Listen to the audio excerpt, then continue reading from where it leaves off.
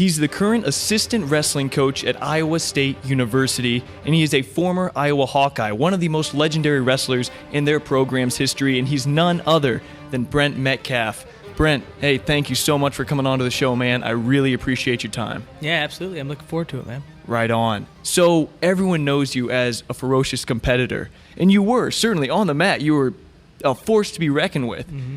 Are you as ferocious, though, as a coach? I think as a coach, there's a time and a place. It's kind of how I've kind of developed a bunch, even as a coach over time here. But I think that, what worked for me, which having that kind of very disciplined, I guess the way I looked at it was there wasn't a whole lot of gray area, right? Like you always did everything the hardest you can, all the time, no matter what. I would say perfection. No one is perfection, but that was, I woke up every day trying to perfect my day, if that makes sense. Mm-hmm. I've kind of found that recipe isn't perfect for everybody, right? There are guys, and there's a number of guys that can really fit into that mold, and it can work well for them. But there's a lot of guys, too, who need to have a little more wiggle room. And that's not to say that they don't have the same standard or that they don't want to win at the same level. It's that there's just different ways of getting there. And sometimes if you hold guys to the fire so hard, like, hey, you got to be perfect, it's hard on them. It's hard. And some kids have the ability to do that, and some don't. And I know we're kind of going into a deep area. You could go here. But that's how, so as a coach, am I fiery? Yeah, sure. I think especially during practice, if I'm running practice, there's times where I certainly get fired up and excited. But I don't know if you ask my athletes, most of them would probably lean towards, hey, coach, I thought you were an asshole when I used to watch you wrestle, but you're not.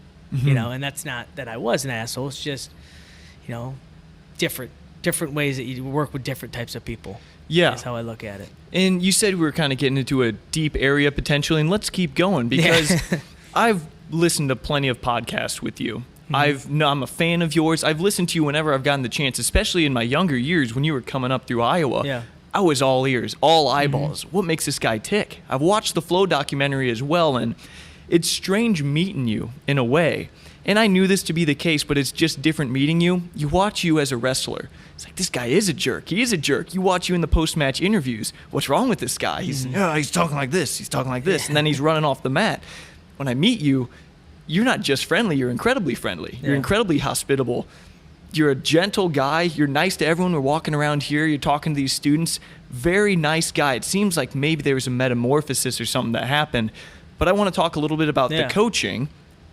Have you ever, when you were coming up the ranks, you kind of held yourself to the fire? You were a little ferocious maybe with yourself. Mm-hmm. Have you ever made the mistake maybe of holding kids to that same standard? And what did that look like, if so? I would say probably the first year or year or two.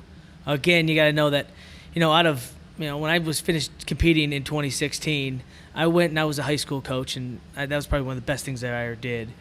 Just because it helped me, like I knew what I was walking into, right? Like I realized real quick, all right, of this room of 40 kids, there's like one or two that like want to be the state champ, not even like can be the state champ, but just want to be, right? Mm-hmm. Every kid was there for a wide variety of reasons.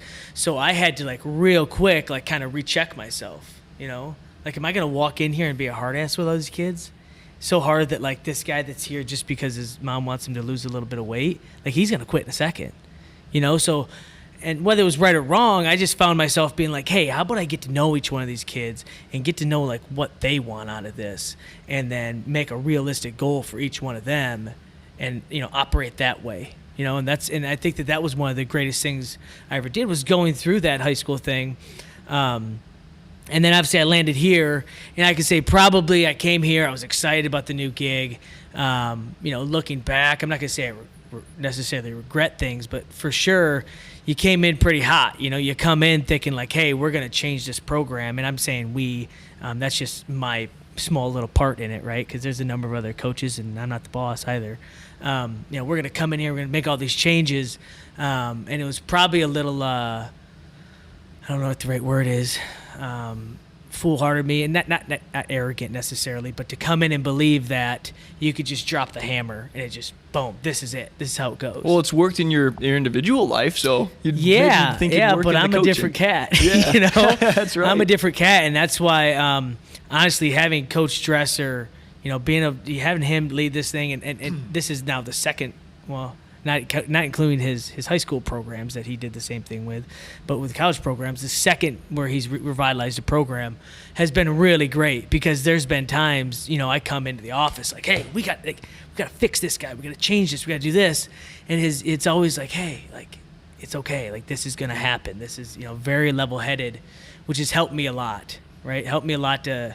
I always tell people that, you know, one of the best things I ever did was be a part of building a program, and to see what it took to get through that process, rather than maybe just like walking in somewhere to a team that's already fifth in the country, you know, where all those, let's call them growing pains, or all the things that take place to get from 50th to we're at about what 10-ish, 12th, something like that, to get to there, you know, having missed all that, you know, so yeah. There's a lot of people that might, even wrestlers, serious wrestlers, that might forget that you coached a high school team for a while. Yeah. Correct me if I'm wrong. Wasn't it you and Mike Zadek or something? No. Zadek was actually here with us at Iowa State for about a year and a half, something like that. So, no, I was in Prairie, Cedar Rapids is actually where I coached at. Why did a two-time national champion and a multi-time world team member coach a high school program? Yeah, the short of it was basically that, again, the short version is things kind of came to a head there at Iowa, and I was at a point where I needed to go find what I was going to do next. But I had this lag. I had this big gap because my wife was still getting her PhD at the University of Iowa, and I had some opportunities from some college programs to maybe go and pursue, but it was one of those deals where it was like, hey, like, I'm not leaving my wife, and I think we had 2 kids at the time. I'm not leaving my wife and 2 kids so that I can travel across the country and start this assistant job or whatever the opportunity was, start this job there. Like, that's just, I mean, my tattoo on my back, I really mean it. You know, like, my family is my priority, and I wouldn't dare do that to them. You know, so any of the conversations I had with coaches was like, hey, thanks for the opportunity, but, like, offer it to me next year, you know, because I'm kind of stuck here. You know, I'm not leaving my wife and my kids. So that was part of it. Part of it was just one of the guys involved with our program was involved with that high school, so they kind of had a need, and he was kind of our connection piece that he kind of basically, let's just call it, created the position and said, hey, they could use some help. Here's something you could do in the meantime. Which leads us into where I ended up at USA Wrestling, and then I did that for a while. You want me to keep going in deep there? Dude, keep going. This is a long conversation. Deep. All right. So, yeah, basically I started with the high school program, which was great. And like I said, that was one of the best things I ever did. Quick question, how'd they finish that year? Sorry. How did we finish? Because it was 1 year. Did you have a big impact? I don't know. We'd have to ask the coaches. I mean, like I said, it was different. It was like anything I've never done before, you know, like at least being a part of. I want to say we had, I'm going to make up with it off the top of my head here, but like 3 placers in the state. I don't think that, I can't remember what the team would have finished. But I do remember, like, a funny thing I remember was, I think it was the semis or quarters. I want to say the semis. I had a kid that I worked with a ton, and he was a scrambly dude. So by that I mean, like, he got in a lot of different positions, and every match seemed to be this way, unless he was just dominating the guy. Would be like, he'd be on his back, he'd have that guy on his back, and, you know, like, there's just a ton of points scored, and as a coach, you know, want to pull your hair out. Well, either way, I remember it was the state semis, I think, and it was one of those matches where it was going back, flipping back and forth. And, of course, as a coach, you're just kind of yelling, like, not yelling at the ref, but you're in the ref, so you're like, hey, you know, I think that was our points. That was our points, but no one really knows. I mean, it's your best guess.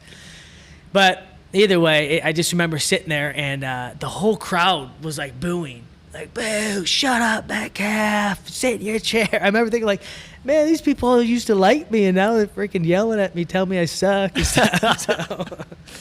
That's crazy. But yeah, but that was good. So, but back to the USA Wrestling. So my kind of path was I had started that gig, and I went through it, and then maybe about halfway through the season, USA Wrestling approached me about doing the development job out there, which I was super excited about because I love freestyle wrestling. I mean, that is like, and when I was an athlete, and even probably as a coach, if you said, hey, pick one to go teach tomorrow at practice, it's freestyle for me because it's fun and exciting. I mean, I love the ability to pick guys up, drop them on their head. Obviously probably my style of wrestling, which is strongest at its feet, probably lends more towards freestyle wrestling. So that was a really exciting opportunity. I love traveling overseas. I always tell people it's kind of hostile. You don't just go over there and just get everything you want. You got to kind of fight for mat space. You got to fight for sauna time. There was times in Russia, we're fighting for water. They won't even, we can't even buy clean water, So to me, I like that challenge, though. Like, it was always kind of fun in a sick, twisted kind of way, So I was really excited about that opportunity. And really how I ended up here, I'll call it dumb luck if you want to, but I had worked with USA Wrestling for probably 6 to 8 months. So I was doing both. I was doing the high school gig, and then I would have to report out to the Olympic Training Center for like meetings or training camps, or for instance, we went to Krasnoyarsk, Russia. I would have to fly from Iowa to Russia and then back to Iowa, right? Because I told them the same thing, which is, hey, my wife, we got to finish her degree out. I'm not going to move to Colorado and do this. But how it worked is I was able to kind of do it remotely, if that makes sense, for the time being.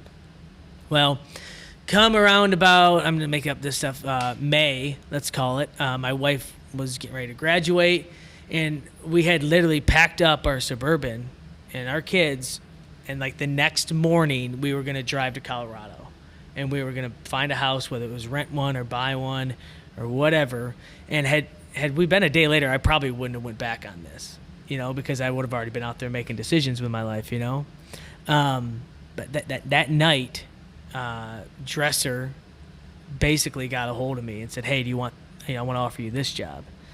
And it was tough because I'm the type of guy I am, if I say I'm going to do something, it's something I committed to do with USA Wrestling, it was hard for me to even consider not following through with what I had said I would do, But there was just so much going against that, like my wife and her family, she grew up in Iowa City. So her parents, we have 4 kids now. Her parents are an hour and 50 minutes away. Having, as much as I would have traveled then, we would have been 12 hours away from everybody. That was a major piece of it, like staying close. And family first, like you're saying, family too. Family first, yep. And then on top of that, I knew that part of the USA Wrestling gig was kind of like a stepping stone. I probably didn't necessarily see myself staying in USA Wrestling's organization forever. That would probably be something that I would do for a number of different years. And then if an opportunity came up, I would probably do that. So I was like, well, why wouldn't I just jump the stepping stone, when I had a great opportunity here? And then finally, I think number 3 for that decision of why I kind of decided to come here rather than there was just the state of Iowa is unbelievable. Wrestling just in the state of Iowa, the passion that these folks have. I'm a little bit different than maybe I would say most Iowa kids in that I wasn't born and raised in the state of Iowa, right? Mm-hmm. I was born and raised in Michigan. We had our program where I came from was great at wrestling. But when you come here, it's different. Like the people care. I always try to describe to kids or to people, their families that ask me about it, like it's the type of deal where you're just like, you could be sitting in the local breakfast joint and someone would just come up and be like, hey, whether I'm a coach or an athlete, hey, great job this weekend. And like the fact that the community's watching and cares maybe doesn't seem all that important or like a big a deal. But when you're in a different state, or at least from my outside experience, that was awesome. I'm like, the community cares about you, And it's not necessarily about being like a rock star or being really cool or like everyone knows your name. It's not about that. I'm like an energy guy. It's about the fact that your community's behind you. So when you're training or you're Really, a lot of it is training. When you're training, you're getting into the thick of the season and things are getting hard. You've got those, like, hey, that guy that's like 80 years old who said hello to me, he's paying attention right now. That whole community of people is watching me. Like, to me, that's inspiring. That's something that motivated me as an athlete to know that, like, dude, look at all these people we got behind us, right? Like, if I don't have an internal motivation, which I did, right? But if you're ever lacking it on that day, you've got a whole community of people behind you. And that was something that I really wanted to stay a part of, if that makes sense. And I think it really is something that's in Iowa more than any other state. Yeah. I've heard this from a number of guys who have wrestled in Iowa. Jake Warner talks about it, how, he actually gave a bad story, but it still shows that people care. He went out like to some bar or something after a loss to, who was it? Ferrari maybe or something. And some jerk guy's like, he made fun of him basically, and it crushed him. But he still said, whenever him and Max Murin went out to breakfast, lunch, dinner, anything, people are there like, hey, you're the man. Yeah. How's that got to feel? You are a celebrity. Yeah. You're a celebrity that's loved in Iowa when you're one of their main wrestlers. It's very special. And if I were in that D1 portal or something, how could you not at least consider Iowa strongly? Yeah.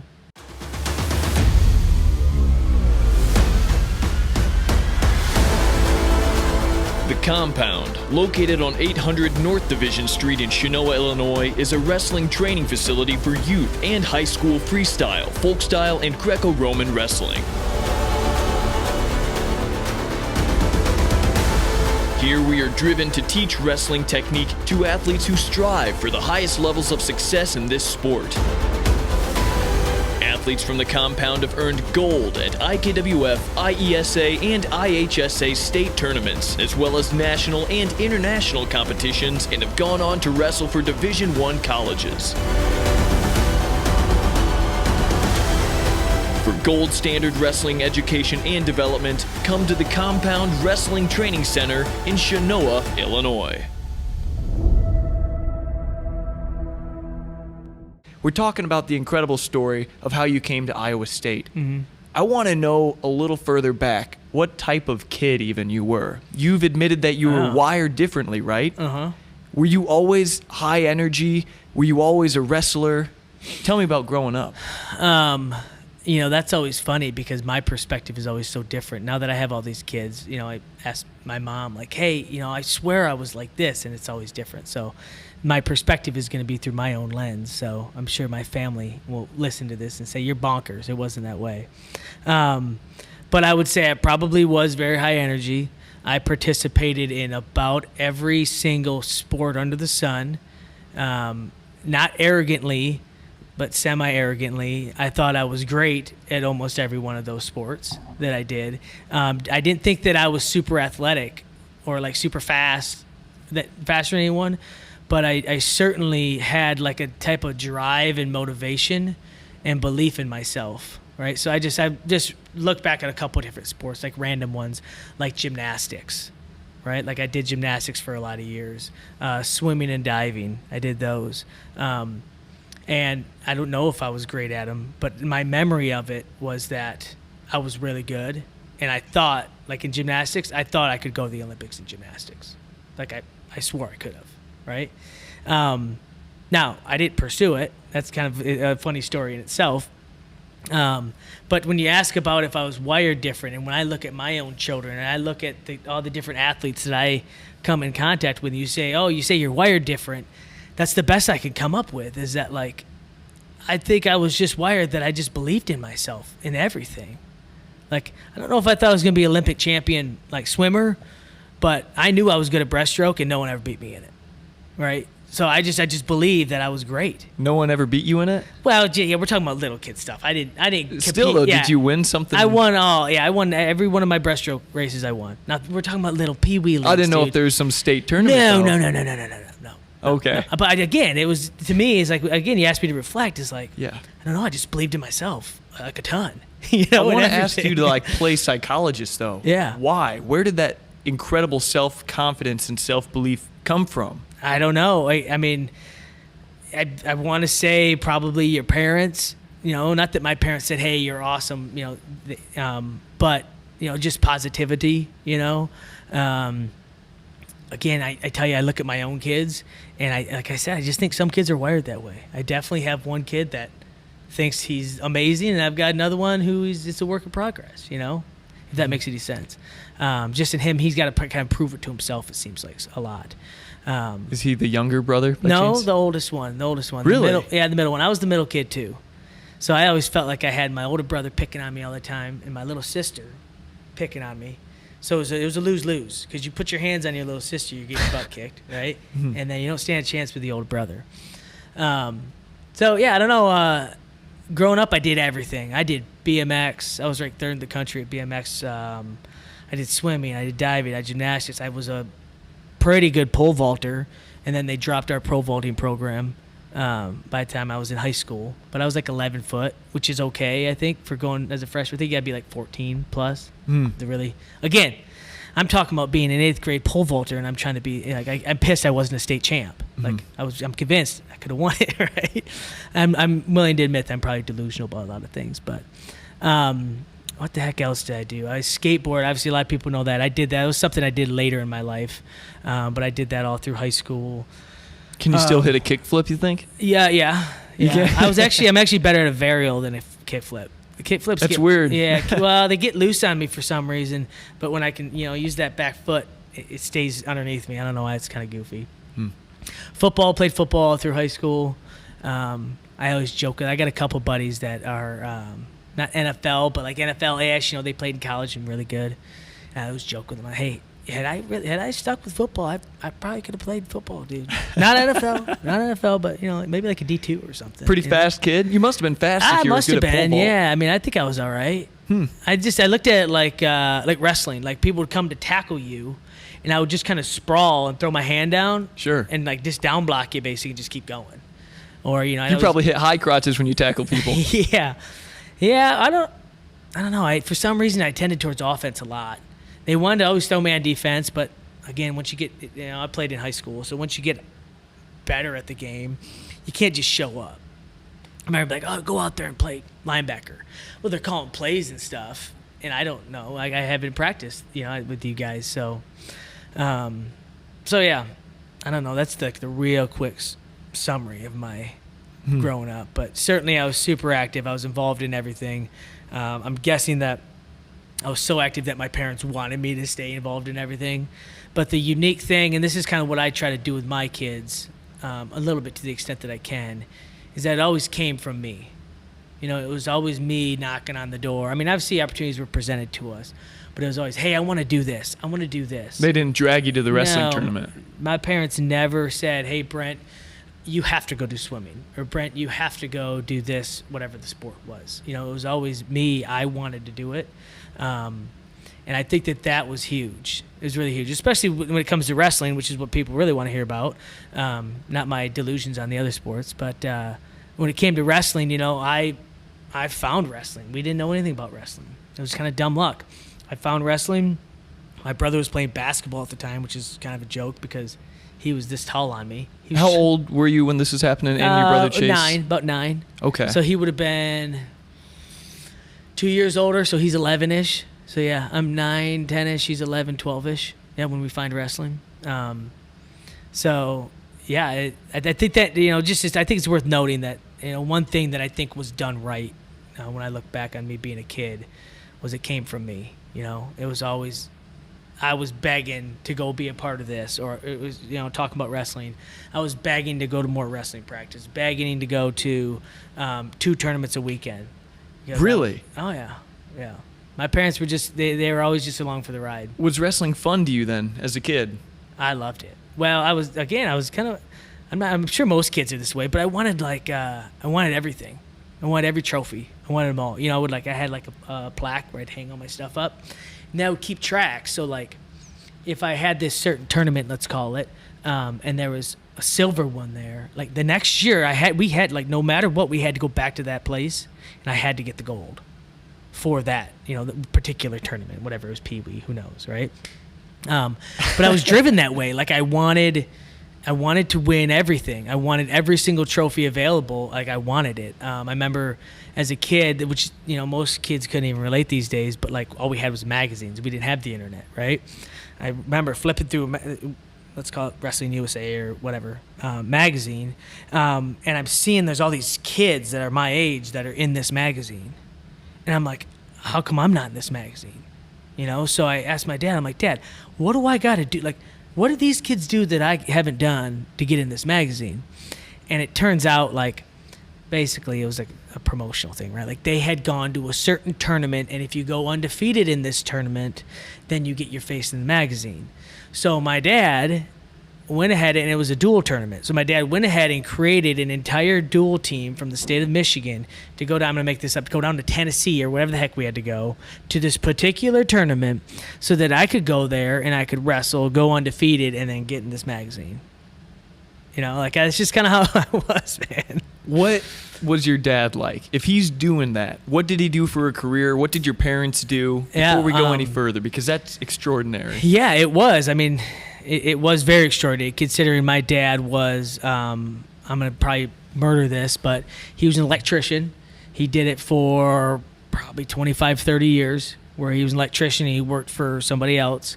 And then around about high school-ish, middle to the end of my high school, he had bought a couple different companies. It didn't work out.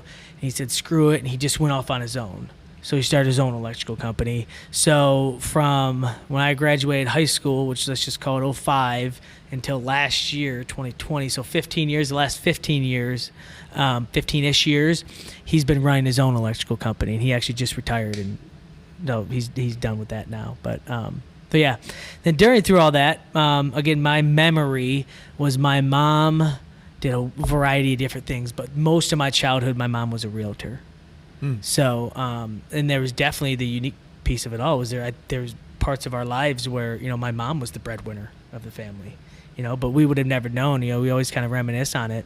Being a realtor, your schedule's so flexible, and my mom was always home, that like, it felt like I had a stay-at-home mom, but in reality, she had her office, and when it was time for her to talk on the phone, we knew you don't go knock on the door. And when she had to do her thing, she went and did her thing. But yeah, so and that's kind of what they did. My dad was an electrician. Who's the more intense one? Assuming you get any intensity from them. Probably my mom. Really? I bet you most of my personality comes from my mom. My mom's a very excited lady, someone who's, she would sit here and yabber in a good way, right?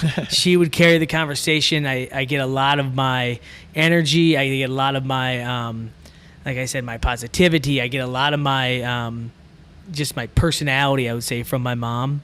And then I would say, and this is easy to say about dads because that's just how dads are, but probably my work ethic and my toughness and my put your head down, shut your mouth, and go to work comes from my dad. And not that that's who my dad is, but that's who he is. He worked his butt off, and to get to where he got, which was amazingly successful. His company's just killing it.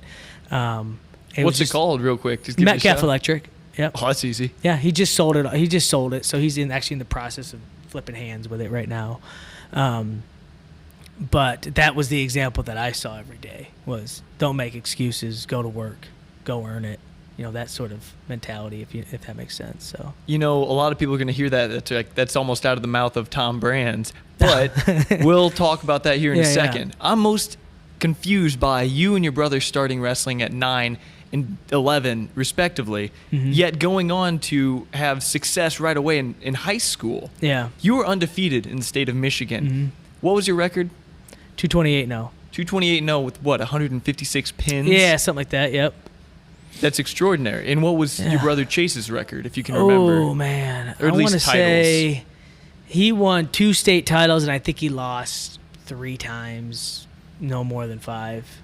I can't remember exactly, but most people with that kind of record and that kind of history of wrestling, they start a lot younger than that, or at least they have family members that wrestled. Your dad, I assume, didn't even wrestle, did he? No, my dad did equestrian. Growing up, he's more of a farm kid. Talk about a different world. I thought you were going to say basketball. Equestrian. No. Well, he probably played some basketball, I'm sure, but he was more of a farm kid. All the memories we had, we always teased him because he was sitting on top of a horse with a big like afro, showing horses. So, no, he did that. I think he wrestled for like a week and got like a knee infection, and his mom made him quit, something like that. So, no background. Again, things I've talked about before, but probably a mix of things. Our personalities and kind of who we are kind of led us, I think, to really love wrestling. My brother and I mean. And then also just dumb luck. I mean, where we at that time we were moving a lot just because my mom was a realtor, so we always kind of like, I don't know, it seemed like we moved every 3 years or something like that, just to a new fun house. It was like my mom was just having fun, just trying new houses. How it felt. It wasn't out of necessity, and so we just happened at that time. So Goodrich is where we started wrestling. Davison is the very next. I mean, you can drive 5, not even 10 minutes, and you're in the next town, right? And Davison is where we did all of our wrestling at. So we just happened to live in Goodrich. Well, at that time, Goodrich was one of the best youth programs in the entire state. Like, I remember when I first showed up, like, they had won so many in a row, like youth, it was MMWA at the time. I don't think that exists, but they had won so many in a row, and they just had such a good youth program. And then within that youth program, and I've talked about this before, how dumb luck was it that, like, myself, John Reeder, who's a Lapeer kid, but he trained there a lot, and then Paul Donahoe, who's a Goodrich kid through and through, we all grew up as little peewees together. Like something must have been going on at that club then. Whether it was a club or just each other bouncing it up. I think the guys a lot of times can help motivate each other. How ironic is that? It's almost too ironic to just ignore it. Right? That, like, where I picked up the flyer and I just went and tried this out, there just happened to be that caliber of coaching and athletes and kids in that program, right? So that's number one, is I feel really lucky that that's where we started. I mean, you could have put us anywhere else, and maybe we had coaches that didn't know what they were doing, teaching headlocks and, whatever, and you don't become who you become, right? So you got to throw it back to, no one will know this name, but Roger Bailey, like the original youth coach of mine, and kind of what they had going on within that program. And then you insert Roy Hall. Roy Hall worked as the assistant high school coach, so he was kind of a part of that youth, helping out there. Worked there for a year, and then was hired. I'm gonna mix up how many years, but let's just say he was there for a number of years, and then was hired at Davison next door. All of us probably would have stayed at Goodrich. We would have no reason to leave and follow Roy, except for the head coach, let's just call him the legendary head coach, that was there for years and years, retired like the next year. So my brother wrestled his freshman year at Goodrich, and then he retired. So we didn't know what the future of the program was going to look like, but we all knew Roy, who had just taken a year ago the job next door. So we all bailed. We said, screw it, we'll move, we'll do whatever we got to do. We just got to get 10 minutes that way, and we could be with Roy, who we all know, and obviously Roy, we have a ton of history with Roy too. Man. So that's where I always kind of joke and tease and say, like, everyone says, we're from Davison, but we all could have been from Goodrich just as easily had things changed a little bit, Mm-hmm. So Davidson High School had to be pumped to hear about these three studs coming in. I don't know if they knew anything about us, because we're just little kids. Like, I was still just a 7th grader. Oh, that's right. That's right. What am I talking about? Yeah, and I'm sure Davison was pumped because Chase, my brother, was going to be a sophomore. And I had done plenty of butt whooping, so I'm sure that there was some excitement. But when you're that young, you're not paying attention to anything, and social media doesn't exist. The only thing that exists is what you see in your little world. So. Right. If you've been living with an aching back, debilitating imbalances, or any physical discomfort and just want to get back to living a fit and happy life, look no further than In Motion Fitness Center and Outpatient Therapy at Fairview Haven in Fairbury, Illinois. Our highly skilled therapy team will guide you through proven and effective exercises to help you regain your strength, movement, and mobility, all with our renowned level of love and care. Live your best life. Call our therapy team at 815-692-6724 to find out how we can serve you today. I'm curious, Chase had a lot of success. Your older brother, Chase, had a lot of success in high school. 2-time champ, he said. Yeah. Only lost 3 times or so. Yeah. Your guys' paths, and I'd like to talk about that now, if you wouldn't mind, really began to diverge. And I'll let you take the mic here, but your brother Chase's life tragically ended in a car accident, and you were a freshman at Virginia Tech, and that's where the story only begins. This is all after being a 4-time undefeated state champ for Davidson High School. Yep. Let's start with, when did your paths start to diverge? I'm gonna say, again, everyone's perspective is so different. Over the years, I could have sat here and said, like, this is exactly what happened, But, as you've reflected on so many years with Coach Hall, who's been side by side with us ever since the beginning and to this day still, and then my parents, it probably happened earlier than what I remember, but I'm basically once he went off to college, and probably the months leading up before college. Again, with different perspective, I have a different opinion now, but the way that I have always for years have said it, or it made sense in my head, was when we were growing up, my brother's biggest goal in life, and the thing that when we would sit and talk about it, or we would talk about our heroes, or the things that we wanted to do, his goal was always I want to be an NCAA champion. If I could win an NCAA title, my world would be made. That would be the biggest thing he could ever do. And I just remember as a kid thinking well, I'm gonna be an NCAA champ, dude. I want to be an Olympic champ. Are you kidding me? So I think it just right off the get, our minds were in different places, right? Whether that's true or not, that's just how I remember it, is thinking to myself, well, yeah, of course we're going to win the NCAA title, together. You're going to do it, I'm going to do it. But, let's talk about this thing, that gold medal, dude, that's the peak, man. That's what we should be chasing after. This stuff's going to happen on its way up, right? So I guess how I kind of get there is, I think that as you're getting through high school and he's maybe approaching his goals and where he thinks he wants to be, and he's getting pretty close to him because he's in a Division I college, a great one. It was part of his personality, but part of me was just he was good, he was done, he'd had enough. Because I don't see, he was wired a lot the same that I was. He certainly had a little bit different personality. He was a lot deeper thinker than I was. But I don't see how you go to any university, and if you really still want to be the NCAA champ, you really, it's driven and burning inside of you, that you do the things that he did, even if you were surrounded by, I'm not going to say bad people, but around people that were doing those sorts of things, that drive inside of you is what pushes you to do what you want to do, So I'm guessing that for whatever varying reasons, he kind of, whether he gave up on that goal or it just didn't seem realistic anymore, or maybe the people around him were getting away with one thing, so he thought, well, heck, if they can do it, I can do it. I don't really know. I'm not going to point fingers at that. But that's where it started to separate. And right away, it became friction between us, too. Not to say that our relationship went down the poop or anything like that, but right away, I'm seeing what's going on. What's going on? Oh, just marijuana, partying too much, stuff like that. Where I'm not going to say we were raised this way, but the way that I was and how we were generally raised was we didn't drink alcohol. You don't touch drugs for sure.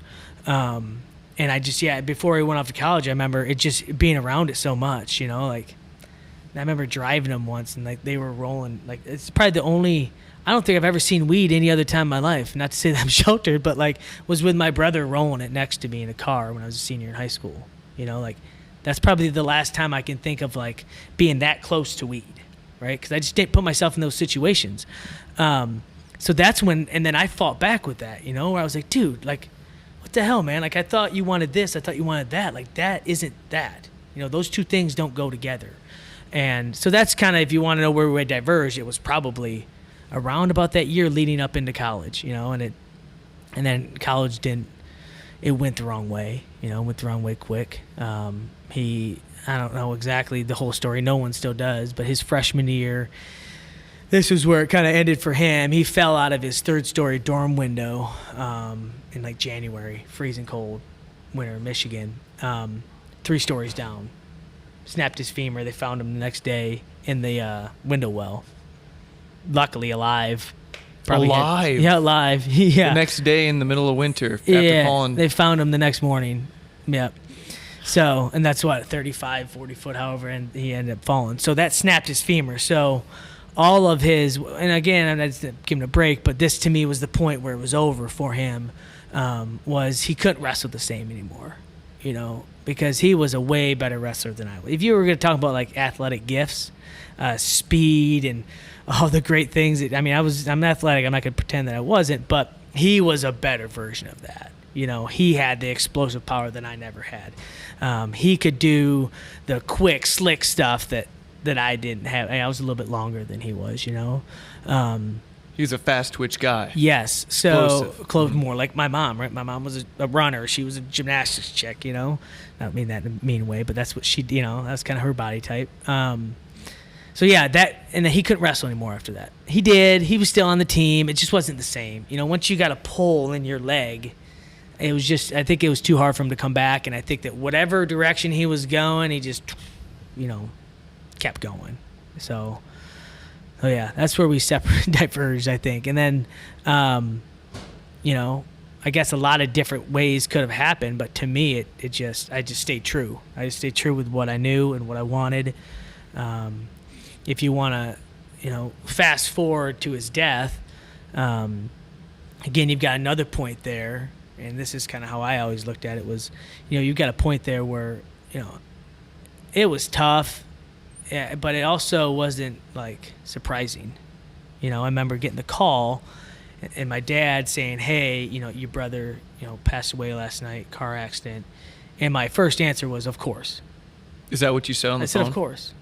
Like mad, right? So, again, that was our relationship that my brother and I had. Like, it was like I don't want to say disappointment, but it was like, dude, we've done this together. You know, we've chased these dreams together, and then now you're doing this, man. You know, so that was already kind of there, you know. So, of course, was the first thing I said. Was, of course he did. Like, I'm not surprised, you know. Well, and it hurt. Of course, it hurt hard. And I went through a little phase of grieving, let's call it. But basically, I came to the realization is, you know, like, I got one or two roads. You know, like, I keep on keeping on like I was. And I sometimes say this, like, almost forget like it happened and just keep being me. Or I let this destroy me, you know. Those are the two choices I had, you know. And I just chose, hey, keep on keeping on, dude. Like, keep going, because this event in my life was going to happen. Or even if it didn't happen, you know, whether it happened or not, this road has to be carried on, you know. And that's kind of how I looked at it, you know. You went to class that same day, didn't you? Yeah. You got the phone call and of course, and went to class? And I hung up and I walked to class, got a 7:30 a.m. class, or 8 or whatever, you know. I walked there with my roommate, you know. Same thing, carry on, man. And not that, and again, it sounds really like insensitive, you know, but I don't know, like, maybe that's what's drawn me to wrestling so much, is that it's so simple. Like, when you win and you lose, like, there's no excuses. Like, I just lost. Like, did I lose? I can't point fingers at anybody. I can just point them at me. And that's kind of how I think I operate is, you know, that happened. All right, phone is hung up. Like, what are my two options? Go into my room and cry, do something destructive, or what was I going to do without that phone call? I was going to go to class. I might as well just carry on, go to class. You know, that's how I operated at the time, you know, because those two things weren't going to help. You know, being destructive, sitting, like, in that moment in time, I needed time to grieve, but just not that moment. Like, I had to go to class, so go to class. When did you grieve then, if you did at all? Well, Tom Brands came, found me in class, pulled me out of class, said, hey, dude, you don't need to be in class, which I didn't need to be. But, and I went home. I don't remember, maybe a week or two spent with my family, and just, you know, I think that was probably my grieving period. Honestly, there's probably been a grieving that's occurred over a number of years, you know. But yeah. Would you say that you became a rock for your family at all during that time? I know you have a younger brother, correct? Younger sister. Sorry. Yep. You had a younger sister at the time. Yep. But you were the star athlete. Yeah. You were the guy going to the great college with Olympic champ Tom Brands as your coach. Was there more pressure now since? I don't think I ever looked at it that way. But you bring up a pretty good point, in that maybe it was easier for everybody, and by that I mean my mom and dad and my sister, to just turn their energy towards me and what I was doing, rather than face reality. You know, I think that that's probably a pretty good point. I don't think that I ever saw that. I don't think that I put it upon myself, like, I have to go and do all these things to make my family proud or to do this, because those things were all things that I wanted regardless of the situation. Like, I was pursuing them, and it was just business as usual. If that makes sense. No, that does make sense. Yeah. Why did you want to win an NCAA title? That's a weird question. Why did you want to win the Olympics? Why was that such a paramount goal in your mind? It seems like that was almost everything in a way. Yeah, I think it goes back to, you know, me talking about being a little kid and wanting to win every single trophy available. You know, and that's kind of, I think, how it is. I mean, I look at, you know, I tease my guys now because no one does Greco anymore, you know, at Fargo. They all just do freestyle, or, you know, even get guys that don't do freestyle and they do Greco because it's easier or whatever. And I always joke, I'm like, dude, you guys got to do both. Like, my approach to Fargo was, I want to win everything. Like, how many stop signs are they giving out today? They're giving out 2 per weight class. All right, well, then I'm trying to go get both. You know, and the same thing with what's UWW, but was Fearless back then. Like, I was trying to win every single, like, you know, tell me what the highest award I can get is, and I want to go get it. And I want to get as many as possible. So if I got 4 years to get them, I'm going to count them up how many I can get. I'm going to try to get them all. And if I can't get them all, I can't get them all, you know, but that's how I'm going to pursue it. And the same thing with college, right? Like, I had 3 opportunities, right? Well, you can bet what I wanted. I wanted 3 NCAA titles. I wanted 3 Hodge trophies. That's what I wanted. Now, I didn't get that, but that's just, I don't know whether that's weird or not. I mean, I think it should be pretty normal for a guy to want it all. This is a ridiculous comparison, but it makes me think of, there's not many people like this exactly, like that tick just like this, but Conor McGregor had an obsession with the belts in the UFC. He's sure, like, I want all the belts. All the belts. And then I want to go to boxing. I want to run boxing. I want to own boxing. Yeah. And it seems like the Brands brothers, right? Everyone hears them, I hate the pain of losing. I like to win, but I hate to lose, right? Yeah. That's what they said in this little documentary that the Big Ten Network made for them. Yeah. You seem like a guy, though, who loves to win maybe more than hates to lose. Is that fair? That'd probably be pretty fair, yeah. Huh. And not that I want to lose. Sure, but, right. Not that I want to lose, but for sure I'm definitely driven by the result, right? Like, if you said, hey, you want to go wrestle this match, you get a car to beat that guy, and you get, you know, a toothpick for that one, I'm going for the car. You know, I guess if, so yeah. And then part of it too is, like, I think as you're coming up through the sport, less now, but you're aware of a legacy. You're aware of, you know, making your imprint on the sport of wrestling, you know, and whether, I mean, I didn't necessarily do that to the impact that I wanted, but my thought was always, on top of, you know, winning everything, was being the greatest to ever do it, you know, and I was not. But why not pursue it? You know, why would I enter, you know, college? Why would I enter anything and not try to be the greatest to ever do it, you know? So. You think that's a common way of thinking. It makes sense to you, but it does, yeah, and that's rare. what I mean when we go back to, you know, where we started with being a coach, and then you say, hey, do you operate the way you do? I'm like, no, I've toned it back a bit, because I realize that everyone doesn't come in with that. Now, I think I like to think that I could teach them and that I could bring them along and get them there, but I don't know. Is anyone in the room here at Iowa State like that? To the extent that I am, no. I mean, no one's going to be like another person. But what's getting very exciting about it for me is, through this process, I would say right now we're just getting into a group of guys, and by that I mean the guys that we have currently on our roster, and then the fresh group of guys that are coming in, where these guys are going to be more hearing and talking my language. That's exciting to me, that we're getting kids that just want to win and want to be the best and come to practice every single day, excited to be there. Not because, I have to be at practice, I get to be at practice, and that's, again, I don't know that you can teach someone to love training, right? I don't know that you can teach someone to want to be the greatest and want to dominate everything. I think that's part of, again, we're only going to get them for 4 years, 5 years max, right? So that's what I'm really excited about, is I think that we've got a bunch of guys that are wired that way, and I'm excited to work with that, have that group to work with. It seems like that mindset is something that comes from childhood almost. It's like it's almost got to be in there from an early age. Yeah, or the coaches can teach that, the parents, all the people. I always tell people, again, this isn't to cop out or anything like that, because everyone wants to say I can develop anyone. Yeah, of course you can develop an athlete, but let's just face the facts.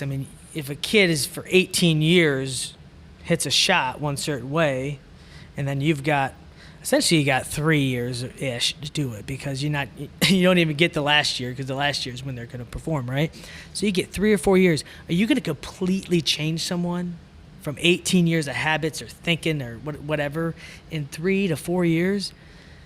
No, you could tweak and you can work on that, right? But to completely overhaul a kid's mindset, if a kid thinks that he's a loser, right, you're just going to completely make him super confident. I think that's really hard to do. It can be done. I'm not saying it can't be done, but it's hard to do. So yeah, I don't know where I'm going with it. I'm not saying that you can't coach a guy, because you can, but it's a lot easier to teach a guy fine-tune their technique if they already believe that they're great. Right. Yeah, it's not even about the winning. Put the winning aside, dude. I don't even care. You don't have to go win Super 32s in Fargo.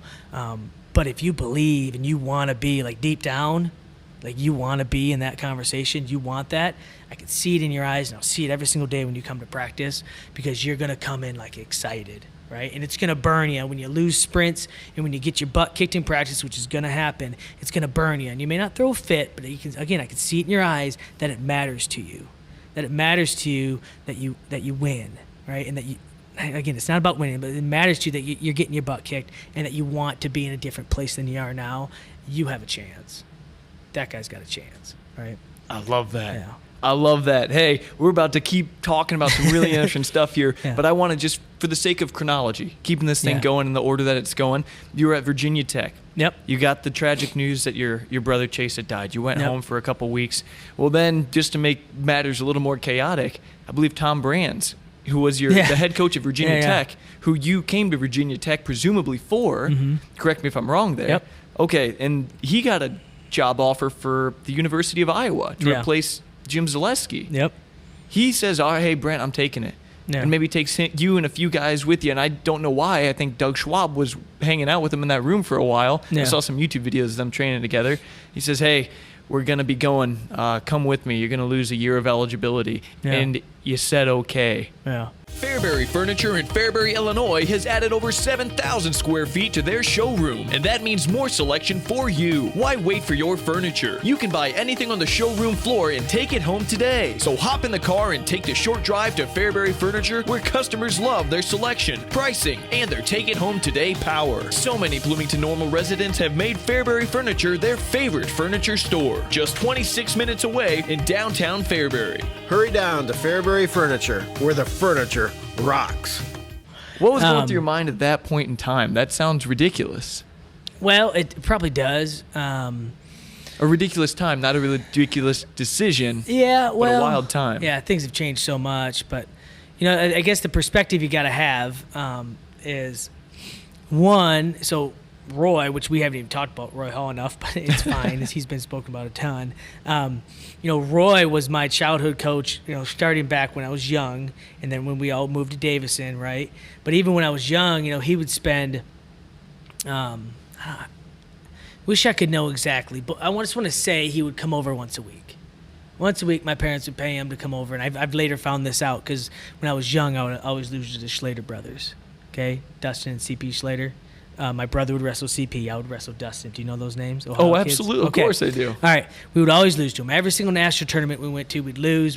So how I've now heard the story is that they brought Roy in and said, hey, your job is to help them to beat the Slater brothers, right? So either way, so we start working with Roy, and again, the two personalities of my brother and I, my brother took it really serious. I just remember being kind of like a jackass kid who, like, he would teach us all these things, and I would kind of like roll my eyes or whatever. But the thing that he would do every single time, he'd show up at the house. We had VHS. All right, I don't even know do you know what VHS is? I'm not just barely. You're not even know. What are you, 36? I'm 36. Yeah, we're not that far apart. All right. Man. Yeah, I know. So what VHS he'd have the is. VHS that was the Brands Brothers, and we'd stick it in, and we'd sit and watch it just over and over. And he would, I remember we would sit up front in the chair, and he would sit behind. He was probably, because he's an intense guy himself, and he always tell us, he's like, you guys want to win, you want to be great, you do this, you do this, you wrestle like this, you wrestle like this, right?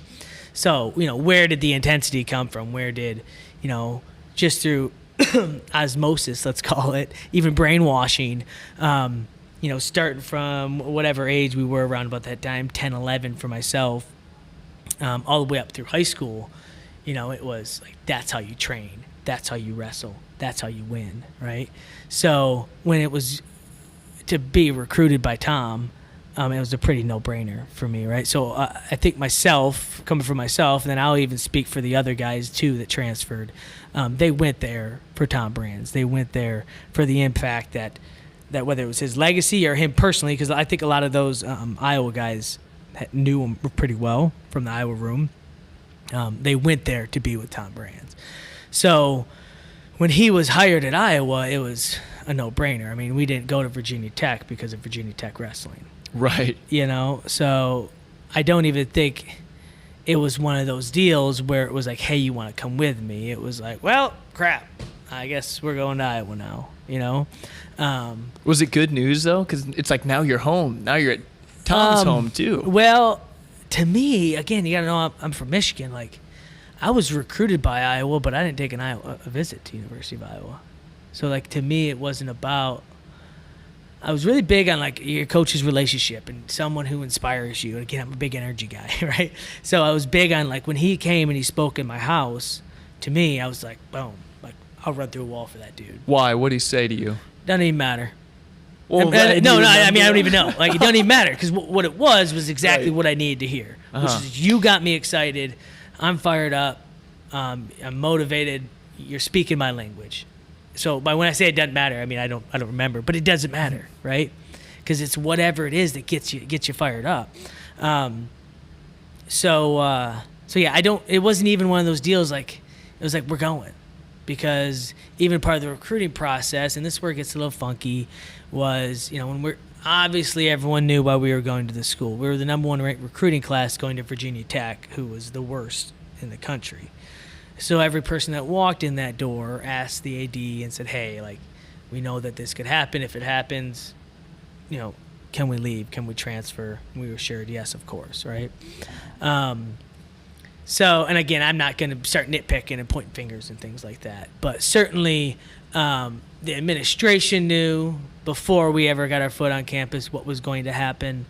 We knew if Tom ever left what was going to happen, and then when Tom left, it was already assumed. I'm going to guess that the entire administration knew what was going to happen, which was this big batch of guys that he just brought in are all leaving, right?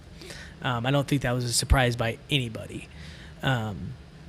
So that's how that went down. So you wind up at Iowa. So yeah, what a story that was. Not to just jump over that whole thing, but that's wild, but the story really gets good. The Brent Metcalf legacy truly begins, I would say, at the University of Iowa. Mm-hmm. What was the welcoming party like for you there? How did it feel to walk onto that campus, into that black and gold room, to see that Gable statue, all that stuff? How'd that all feel? Again, I have a different perspective. So, like, growing up, I knew who Dan Gable was, but I didn't know the legacy. This isn't rude against Dan. I'm just a little peewee kid. There's no internet, dude. If a VHS of Dan Gable wasn't put in front of me, I wouldn't know who he is. And what VHS was put in front of me? Tom and Terry Brands. That's all I knew. In fact, half the wrestling in those videos with them in USA Wrestling singlets. Wasn't even in Iowa singlets. So certainly I did not know what I was getting myself into. Like, I knew about Iowa wrestling-ish, but I didn't, to say what I know now, yeah, it would be very easy for me to say, wow, that must have been cool. I just thought I was going to a different school. Like, come on. Like, I honestly, I understood that there was Iowa, but I didn't understand. Does that make sense what I'm saying? Mm-hmm. Like, it's not as easy. And again, it's people who say you're stupid, but no, like, we didn't have anything. How could I have possibly known? Like, That's true. Again, unless somebody, and again, my parents weren't wrestling people, they're not putting this information in front of me. Like, I'm only seeing whatever I can get my little mitts on, right? And the only thing we had was these Tom and Terry videos we got shown, and then the USA Wrestling magazines, right? So I would say that my Iowa IQ was pretty low, right? And I knew, I wasn't stupid. I knew that Iowa was a good wrestling school, but I didn't know, like, no. Does that make sense? Yes, it does. You weren't well immersed in the rich history of Iowa. And I wasn't in awe. Like, I didn't show up like, I was just like, all right, well, this place is a little bit nicer than the last one. All right, let's get to work, But I do remember, and I don't know if I told my parents this or a friend this, but I remember something that was really impactful to me was, like, the first day. In fact, the shorter version is I couldn't be on campus because we were ineligible. So I lived the entire summer at the Olympic Training Center with Terry. Okay, so I lived out there because I qualified for a bed and everything. I lived and trained out there, and then I went to the World Team Trials. This would have been in 06, right? In 06. And then after the trials were over, school started, and I came down and I moved in. So I think my parents actually moved me into my house, or where I was going to be living, and I wasn't even there yet. So, like, I showed up first time on campus, like, walked in and met my new roommates, right, which was a house. It wasn't a dorm. So I never even, like, visited the campus. I just went blind. Like, all right, we're going. Wow. Yeah, never. You truly were following Tom Brands. Yeah, like 100%. And it didn't matter to me because, again, the way I was, like, you should have saw what we had at Virginia Tech. It was a dungeon with a mat and a half. I was good with that. That's what my high school, we won, like, all 4 years we were there, but like 7 of the 8 years that in that surrounding time we won a state title, and we had a little dingy hole. Like, I didn't need fancy stuff. It wasn't about that. I probably liked it that way, right? So it didn't matter to me, like, whatever it was going to be. But the impactful to me, going to get back to it, was I remember, let's just call it the first night, but one of the first nights I arrive, I just meet all my new roommates. A number of them I knew because I compete, like Morningstar. I moved in with Morningstar. Him and I competed against each other growing up. So we go out to, like, a bar or whatever. And I think at that time, at 19, you can get in the bar. So they're walking me in. And, I remember, like, showing my ID. And they're like, you don't need to show your ID. I know who you are. And I'm like, I'm just a dude. Like, what are you talking about? Right? Back to that special part about Iowa. Yeah, and this, I'm like, okay, whatever. Like, this is weird. So then I walk in, and I remember, again, this is kind of weird, but this is my first impact. I remember, like, introducing myself to, like, a group of girls, right? That, like, we just walked in and walked up. Hi, I'm Brent. Like, we know who you are. And they were all like, yeah, we know who you are. We're really excited for you to be here. And I was like, I don't think it was staged either. You know what I mean? Like, I don't think, because I didn't, like, go hook up with the girls or anything like that. It was just an interaction, just like a pure interaction, and being like, what the heck are these people talking about? Like, how could this person possibly know who I am? Did you like it, or was it freaky for you? Of course, yeah, it's cool, but, like, it was just something that impacted me where I was like, wow, like, these people, like, how did these people know who I am? Like, I just stepped on campus, right? But just via, like, the recruiting world or the hype world, right, of college athletics, they just knew, right? They knew and they cared, So I did feel it, but I definitely don't think I came in with, like, an awe. I probably did the opposite. I think you could ask some of my teammates. I came in and, like, I wanted to win. I mean, I knew that we had I think at Virginia Tech, and I swore this too, I swore we'd win at Virginia Tech because the group that we came in with was dang good, and we were bringing in a great class. And then now we came to Iowa, and I knew that they had already had some guys there that were pretty tough. And I was like, dude, we can win, right? Like, we can win now. And I probably more than people like, kind of took a leadership role and just stepped in and just started dropping the hammer, like traditional Metcalf style. Like, like, dude, it's going to be this way. This is how we're going to win. And I probably lost some friends, but I think at the end of the day, I have great relationships with those guys because we really, and by that I mean those guys like the Morning Star and Phil Caddy, even Jay Borschel and Slayton, like that group, that class, because that class brought, was the emergence, You said you laid down the hammer. You were just a sophomore. You were this young kid who came in. Yeah. And what, you going to correct me on something? Or? No. I'm listening to you. No, sorry. So you came in, you were this young guy. You laid down the hammer, traditional Metcalf style. You took a leadership role. Yeah. You just got here. Yeah. You don't even know the history of Iowa. Yeah. You're not immersed in this. These kids grew up loving Dan Gable, Tom and Terry, et cetera, et cetera. But you step in and you do this and you say you lose some friends. What would it be like for me if I were a freshman, sophomore, junior, senior, doesn't matter. If I was already in that Iowa room and I see you walk in, what do I see Brent Metcalf saying and doing? Well, hopefully I'm doing everything I'm saying, because if I'm not, then I better shut my mouth, right? But I guess what I mean when I say that, one example sticks out to mind, and I'll say this story only because Mark just told this story, Mark Perry. But I just remember one of the first group ones, it's summer running, like this time of year you get there, and we were doing sprints. And I don't know, I was just, again, the way I was raised was you compete at everything, you win at everything, you try to win at everything, right? That's not to say I won all the sprint laps. But, dude, I was trying, like to the point where I might have even tried to tackle you to try to win, right? That's how much it mattered, right? And Mark Perry, and again, he just told this story. I heard it, that he was telling it, so I'll say it. All right. One of the first ones, we were out like on the grass field. We were running. We had probably done a bunch of other stuff, but I just remember running sprints. And he was the last one. I think he was the returning national champ. I think he just won the nationals. And he came back, and he was last place. Like, last, behind the heavyweights, last. And I remember freaking out on him, being like, what the F are you doing? Like, this is not how it's going to be. There's no way you should be last. And we get into an argument of sorts. I don't remember. But basically, it came down that Mark ended up turning around and walking away and left. Left, right? And I remember kind of retroactively looking back, being like who the hell do I think I am? Like I just showed up, and then with the first week, I'm kicking the national champ out of the freaking workout because he's not running hard enough. So that's what I mean. That's ridiculous. Right, wrong, or indifferent. Again, I was maybe a little bit of a psycho, but I don't know. I mean, everyone else, dude, that group worked. We freaking worked, dude. We were not just a giant group of super talented rock stars, It was a bunch of workhorses. That group was, dude, and we earned what we got there. What a story that is, though. That's incredible. That was preseason. You had just got there. You called out the returning that. What weight was Mark Perry again? 65. And you were what, 41? 49. 49? Yeah. And you called And I this could guy say out. that because Mark and I are buddies now. Right, And I sure. could even joke with him about that time, right? But I mean, we'd go into a lot deeper, but Mark's maybe an example of a guy that can be great, but didn't need this, didn't need me. Like, if I was his coach, he probably wouldn't have won a national title. Sure. Right? Because I would have been grinding on him and calling him a sissy or whatever because he didn't train and do it exactly this way. Whereas Mark Perry just needed to do it a different way. He can still win. Man, I wish they had cameras back then going more often. That would have been a sight to see you calling out the incoming sophomore, calling out Mark Perry. Or I guess you were a freshman, weren't you? Or no? Well, no, I would have been a redshirt freshman because that first year I was ineligible. Right.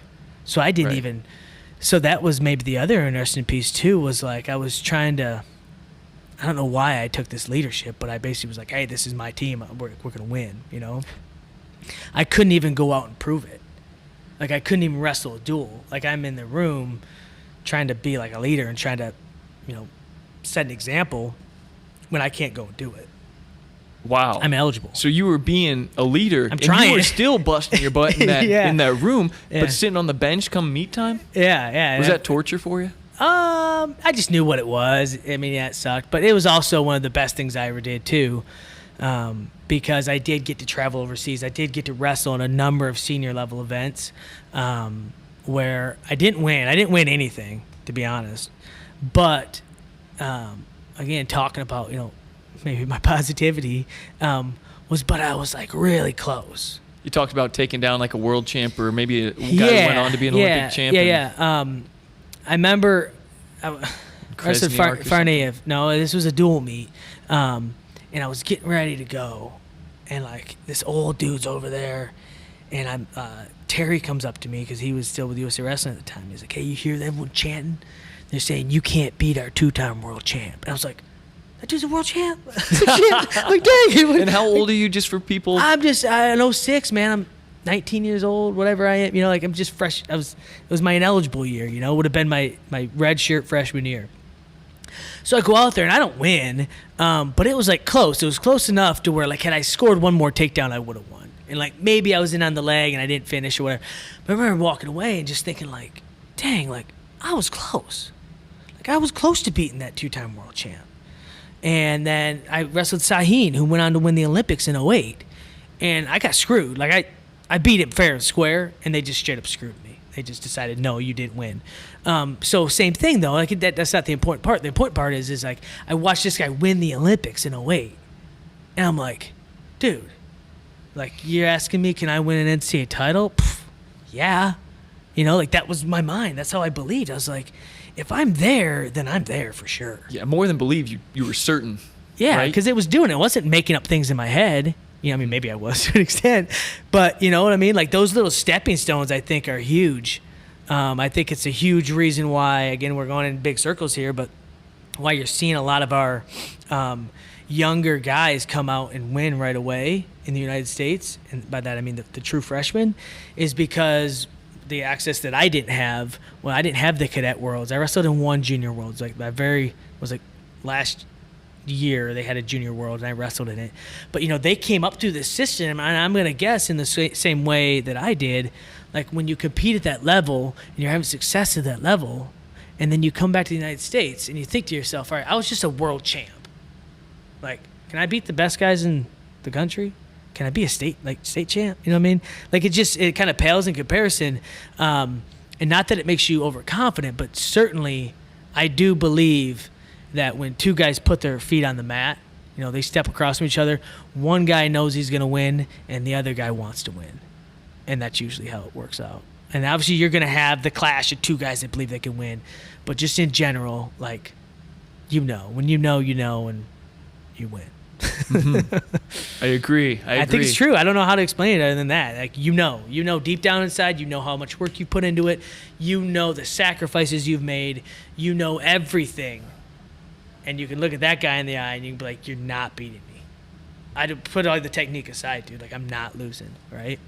And I think more often than not, that's usually how it works out. Man. Because you're not going to give shit up. Who cares if he gets in on your leg? Like, if you know it that deep, he's not finishing. Period. Right? Now, you're going to trip over your laces and our accident's going to happen, or you're going to get caught in a headlock, sure. Yeah. But consistency over time, when you put the work in and you're going to win. You're going to be the guy. You make it sound so simple. It is, but you got to do those things because you also know that you don't know. When you took shortcuts.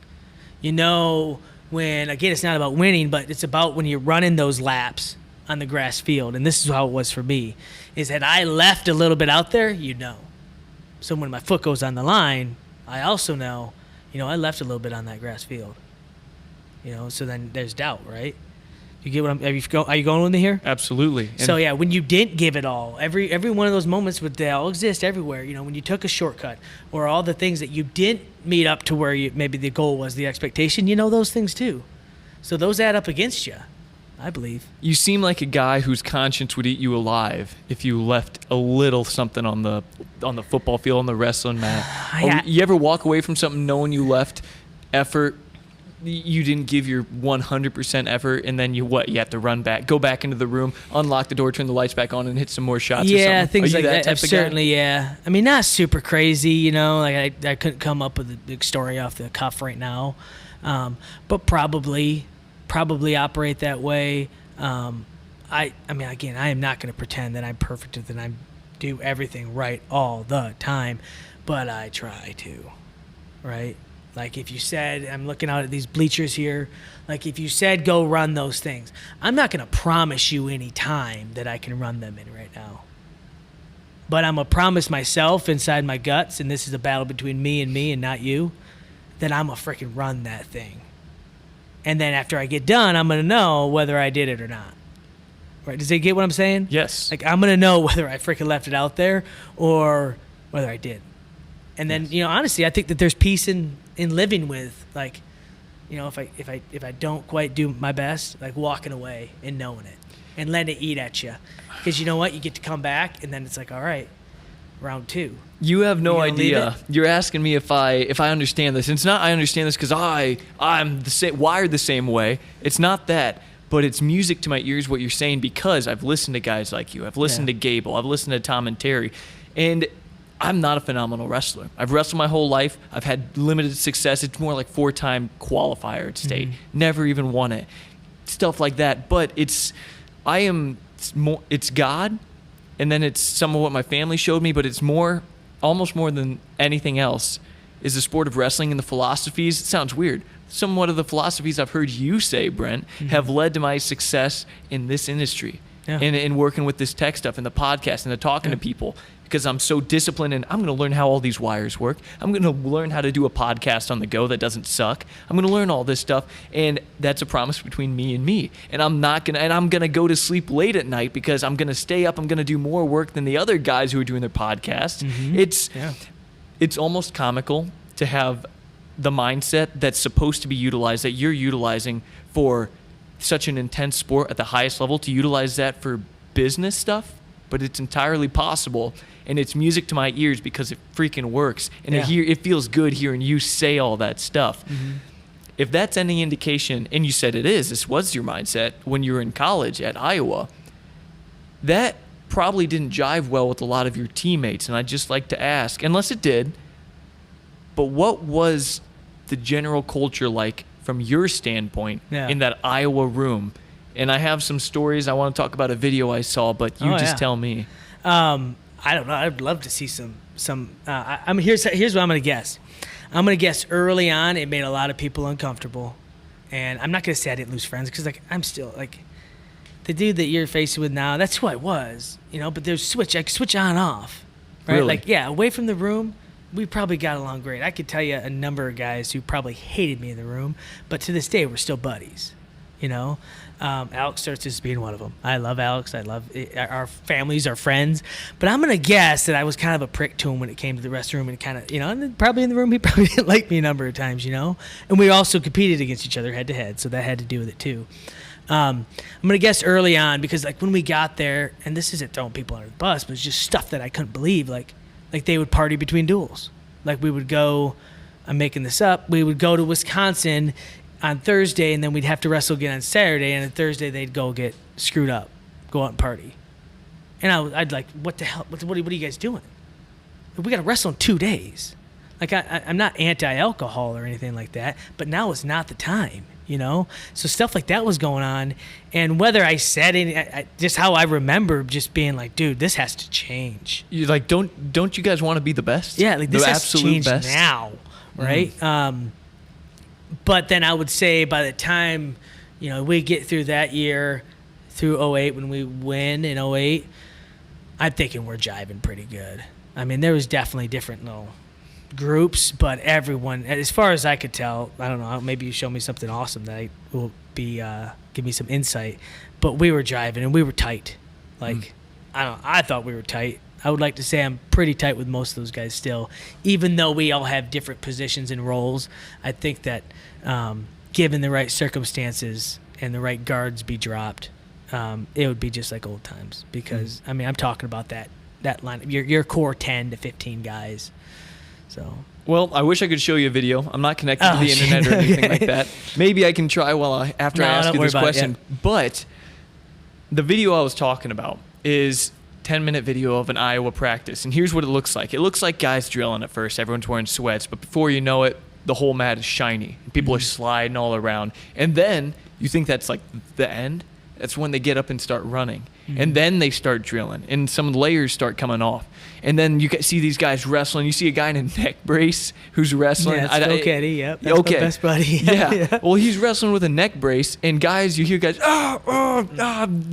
going off the mat onto concrete over these bikes, and it's just normal. You see Tom Brands, or Terry Brands, I don't know, just nodding his head, looking at everything.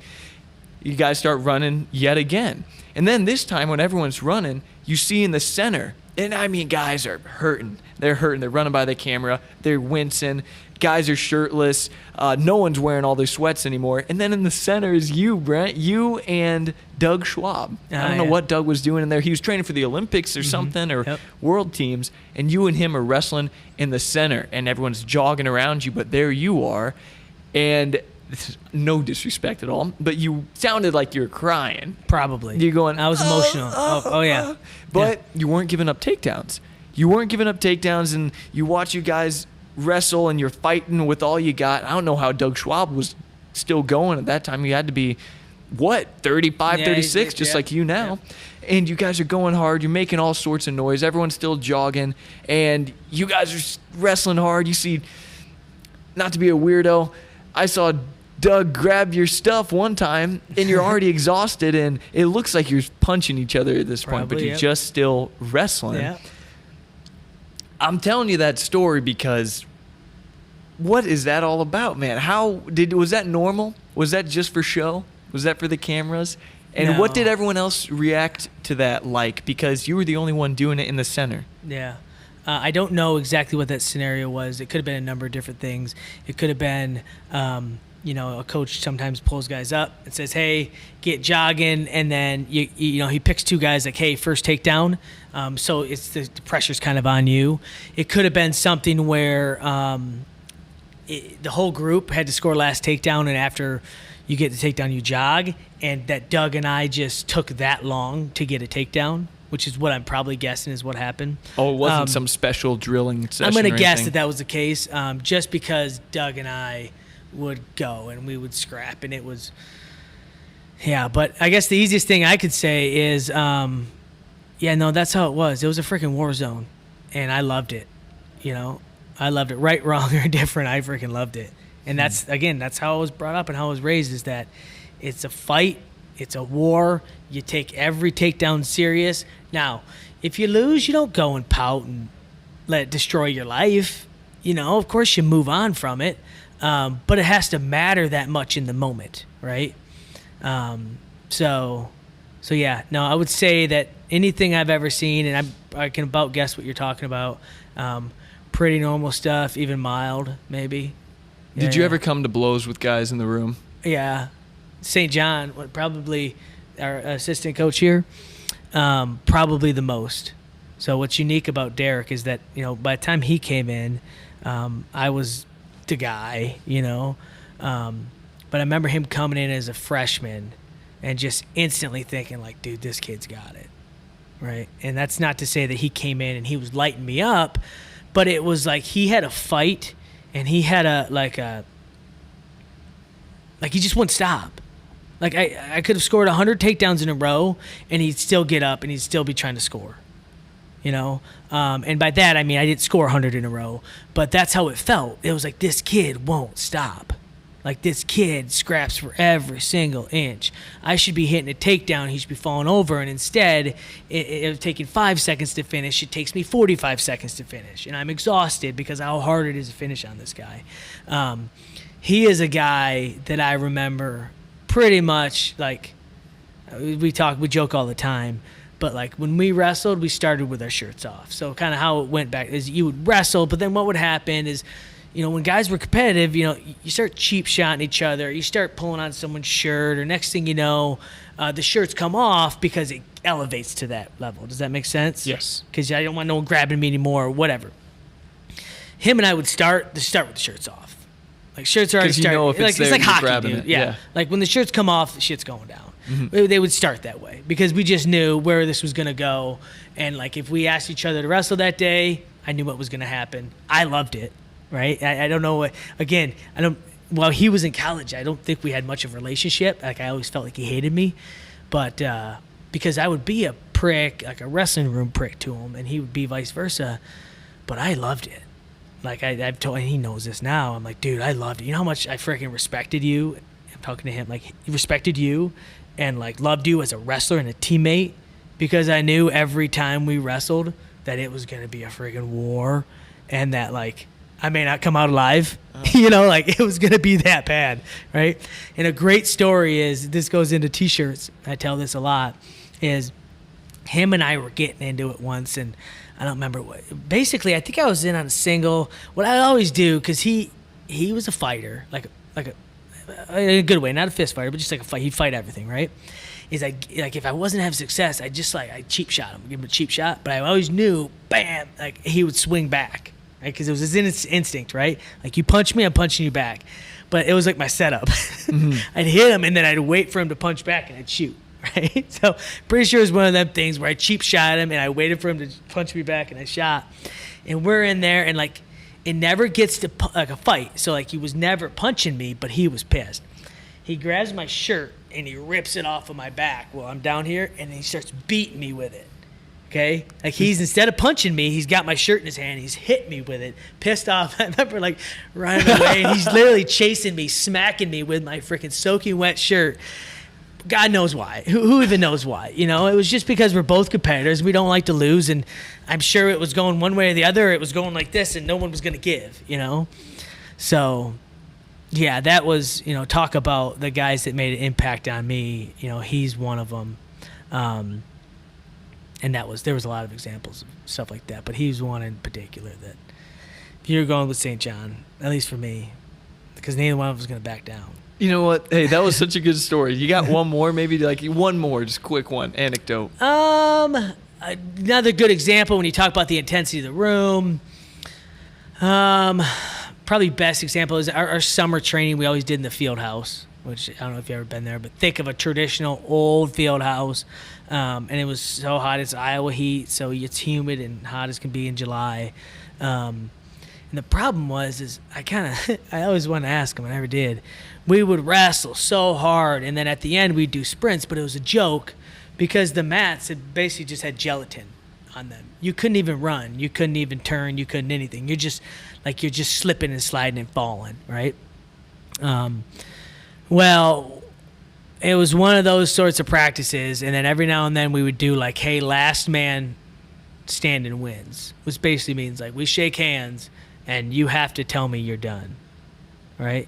Like you gotta just say, hey, I'm done, right? Just break, which would be normal, right? So if you're wrestling any given time, if a coach says, hey, open mat, you would wrestle for a while, and then you would just both agree to take a drink. Does that make sense? Yeah, it makes sense. Yeah, well, I could see how that could almost be dangerous. But when the coach says like, hey, last guy to give, right? That means the first guy to tap, it's over. Mm-hmm. For the rest of practice, you're over, right? So, of course, that incites people to just never stop, right? And especially with wrestling, you can just keep getting your butt kicked, right? So it turns into more of like an MMA, right? Without punching, it turns into like chokeholds and things to like make a guy. Forearm in the back of the neck, a lot of cross facing. Well, yeah, but even that don't work because you could cheap shot me all you want, but I'm not gonna tap. Like you got to do something to me to make me give up. Like unless. Again, it don't matter how tired I am, right? Like I'm never gonna give. Well, I remember going Morningstar once, and it went long. We were definitely the last guys. Morningstar was 184, wasn't he? No, he would have been probably 57, 65, something. I thought he was a much bigger guy. My bad. No, we trained with each other a lot. He was always like a step bigger than me, but yeah, we trained a lot, and it was him and I in one of those practices, and I remember like. Just wrestling and thinking, I don't know, like maybe I get him to. You don't really have a plan. You're just wrestling. I remember just looking around and being like, we are the last dudes out here, like, and I don't see this ever end anytime soon, because again, like the script could have been flipped.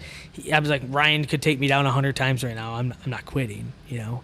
So it legit turned into like, I'm pretty sure I had to like throw the legs in and like what do you call it, bare naked choke or whatever this is called. Like I had to do that, like just to get him to stop, wrestling.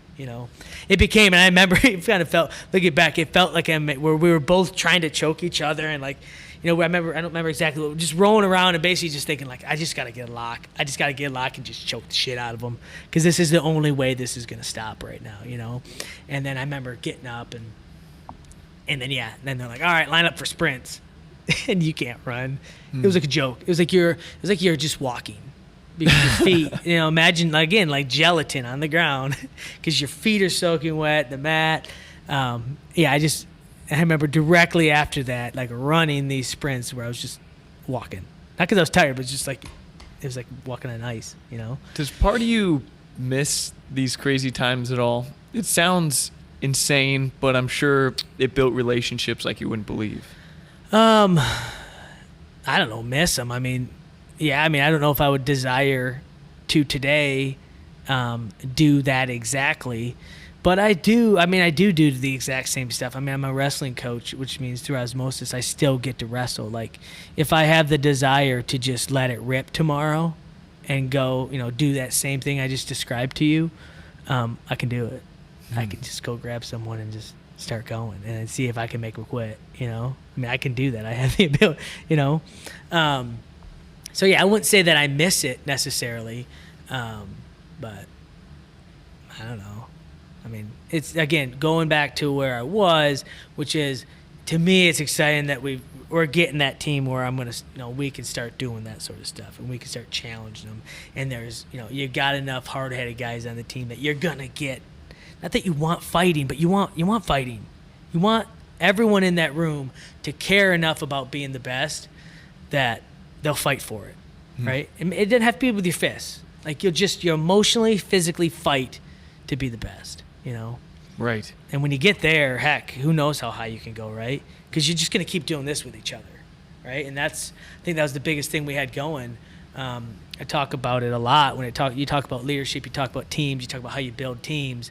What was unique about, I think, that team in particular, and what helped us to grow so fast, was that we were all best buddies, right? So whether that was ironic or whatever, but in that house was Morningstar, me, Slayton, and then the dude with the neck brace, Phil Ketty, who's a 3-time All-American, and we were thick as thieves and everything, right? And it was to the point, in a really healthy way, that we were competitive against each other. So think of it this way: like, we were on the lineup together, and I would go out and I would get a tech fall. All right. So if you're Morningstar and you go out and you win by a point, we all go home that night. What are we saying to each other? Yo, dude, you won by a freaking point, man. You're wrestling a dude from, I'm gonna be derogatory here, Northwestern. Like, what the hell? You won by a point?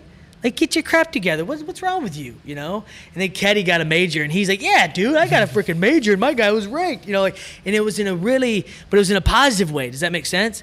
So to me, it was like our relationship, because we were so tight and because we held each other in a funny way, right? Accountable, was I always felt like every time you stepped out on the mat, it's like we were trying to one-up each other. Like, I'm paying attention, and I know, shit, Ketty got a pin. Well, if Ketty got a pin and I don't pin this dude, man, I'm going to have to hear about that later, right? So in a really great way, we were competitive to try to one-up each other, and we all just kept right, even though we weren't even the same weight classes, right? We didn't necessarily even train, with each other, just side by side with each other.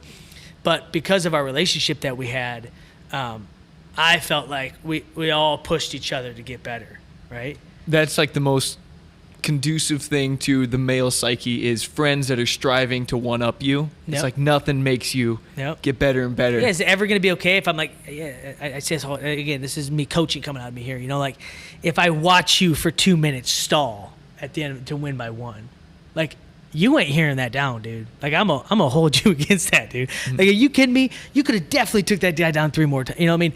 You hear that from your friend, there's going to be action. Right. You hear that from your coach, right?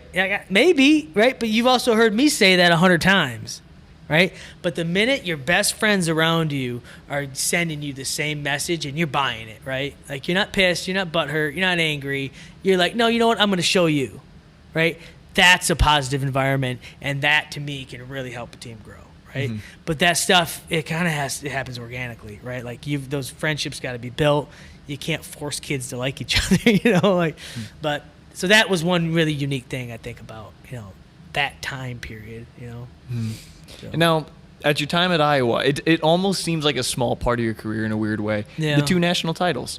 2 national titles. You won them. You ran off the mat. I couldn't believe that. Yeah. The ref had to hold your hand. There's funny clips on YouTube of that. Yeah. He's holding your hand. You're trying to run away, and then you just off the mat and you're away. Did those national titles feel like a major thing? Were you exceptionally proud? Was it a dream come true, or was that not the case? I would say, again, there's definitely been a lot of growth in my life and who I am, and and I'm not to say that I'm ashamed of that, because what I could tell you, like me running off the mat all the time is just an inherent just habit of who I am and a bit of my wrestling DNA, right? So, again, how I was raised and the mentality that I had was that it's never over, right? It's always the next thing. So, when you're done competing, you go out and you compete, and then as soon as the match is over, you go find a spot to get extra work in, right? And whether it's sprints or stance motion, the work doesn't even matter. It's about your mind going somewhere else and thinking, all right, I just did that, great. How can I one up that, right? Or maybe I won by a point. Well, next time I want to get a tech fall, or next time I want to get a major. How can I one up that performance, right? So the run off is just, I think, an ingrained part of me, which I can't help, especially that time in my life. Really hard for me to stop in the moment and be like, embrace this. And instead, I'm in that mantra of like, what's next, right? Like, what's the next one, right? Like, and to me, it was probably going to be the U.S. Open or the U.S. Nationals, right? Because I wasn't stopping, or it was going to be the next NCAA title that I was hopefully going to win by even more. That's where that originates from, not out of being an ornery. You could say that's orneriness, but there was just that drive. Like, that's just what was in me. It was like, as soon as it's done, I have to go. I have to go work. I have to go earn something more. Win or lose, right? Lose, it's easy, right? It's easy to walk off the mat and go be motivated. But when you win, like, all right, I got to create something in my head to get better than where I was, because I can't settle. I can't stop. If I stop wherever I was just at, you don't stop. You go down, right? So I got to keep going, right? That was something, again, since I was a little pup, Roy Hall put in my head, that this is how you operate, and that's where you get what looks like craziness. If you're not climbing, you're sliding. Yeah, and to me, it's simple. It's like, people are like, wow, you don't. I'm like, well, I don't know. Yeah, maybe. But, so anyways, to go back to your question, was it a big deal? I think 2008 was, because it was a moment, again, talk about my brother. I knew that was something he wanted to achieve, and I remember feeling like in that moment, like this would have been a big deal for my brother to see, right? And I knew that he was watching, but like when I won, I remember having feelings like I would love to like see his face right now, like, because this is what he couldn't achieve, and I know that this was his goal. That wasn't. I was going to do that already, Not that it's that simple, but again, you talk about my mind, like that was going to happen. The thing that I wanted to happen was to go win a gold medal, right? Like that's what I was chasing, And maybe that's the perfect transition point to talk about the last part of your competitive career, and that was the international competition, the senior level competition. Yep. It was highly decorated, right? Pan American champion, few other international titles in there as well. Yeah. U.S. Open champion, 5-time, 6-time world team member. 4-time. Sorry about that. That's right.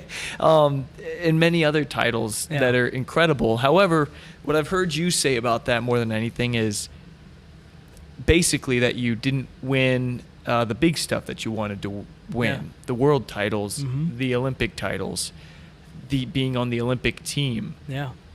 Looking back on that whole period, it was a long few years. Do you have any emotions about it that you could summarize? About not achieving what I wanted to achieve? Just about your whole senior career in general, if that's the main part of it. To give you a quick summary, I guess the few things I've got to say about it is I did do a lot of really great things. Like, to sit here and pretend like it was a complete failure would be stupid, right? It was not a failure. Now, in reflection to what my expectation was and what I wanted, yeah, I was plenty short of where I wanted to be. But that doesn't take away from the fact that I did some really good things. I beat some really great wrestlers along the way. You know, there wasn't a doubt in my mind that I couldn't do the things I wanted to do. And by that I mean that, I wrestled with and I beat the best guys in the world. I didn't beat them at the World Championships. I beat them at the Olympic Games, right? But I was there. Like, it was one of those things where it's like I was there, and I didn't walk away thinking like, oh, I just wasn't good enough. It was just like, you know what? Like, on those days, 6 of them in particular, right? Because you got 4 worlds and 2 Olympic trials. On those days, for whatever reason, I was not the best version of me, or I wasn't the best in the world, period, right? So from my coaching lens, I like to a lot of times go back through and try to evaluate and nitpick and be like, okay, not that I would have or could have changed things, but like I look at it from one point of view of like, hey, I want to make sure David Carr has his best opportunity, right? So what did I mess up, or what did I possibly mess up that I can make sure that we do right over here, right? Or try to, right? So that would be my lens of it. Do I have regret? Absolutely not one. I could say that without a doubt. I've got no regret. I know that I put every ounce of my soul into training, into doing things the way that I thought was going to best put me in position to win. And on top of that, I did it while having a family, while getting married, while having a whole lot of other things. Now, again, when I look back, I'm like, whoa, there was a lot going on. And you still, did you have what I want? No, but still did a lot of really good things. A lot of really, really good things that I'm proud of. I'm proud to say that I did those things, that I went and I wrestled in the Krasnoyarsk every single year. You could even say, oh, you shouldn't have done that. Maybe you should have competed less. Yeah, maybe, but I also got to wrestle the best guys in the world every single year. Brent, it's unbelievable talking to you just today, exactly how positive-minded you are. You wouldn't guess it. Yeah. You wouldn't guess that someone as intense and mean, you think mean is negative, emotions must be negative emotion, but as mean as you were on the mat, you're so positive. You're so freaking positive. This is the polar opposite of what you hear Tom and Terry, no disrespect against them. When they look back on their careers, they cry and they say, this and that didn't happen, especially Terry. Again, no disrespect, but I guess that will be disrespectful for him to hear. But that kills those guys to this day. They haven't gotten over it. Yeah. I mean, Terry especially hasn't gotten over his stuff, and they hate to lose. But you look back and you see the good in all of what you've done, and you love to win. Yeah. It's amazing, and I think it says something. There's a lot of stuff that I'll have to unpack later, but there's a lot of good messages and a lot of good notes in everything you're saying. Just to tap on a sad note, though, again, the most heartbreaking interview I've ever seen in my wrestling career, more just being a consumer of wrestling media, is you after the Olympic trials. In 2016. That had to be the toughest moment in your wrestling career, right? Yeah. Well, I mean, I don't know. There's been a lot of moments, but it was tough. But it was just facing the music is what was tough. And here's what I mean. When I lost because I got beat.